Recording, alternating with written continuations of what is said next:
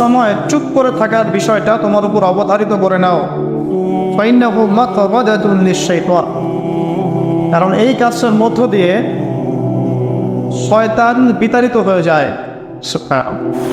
ওয়া আউনুন লাকা আলা আমরি দীনিক, দীর্ঘ সময় চুপ থাকলে তোমার দিনের প্রতিটা কাজ করার ব্যাপারে আল্লাহ তোমাকে সাহায্য করবেন, বা দীর্ঘ নীরবতার ব্যাপারটা দিনের প্রতিটা কাজ করার ক্ষেত্রে তোমাকে সহযোগিতা করবে।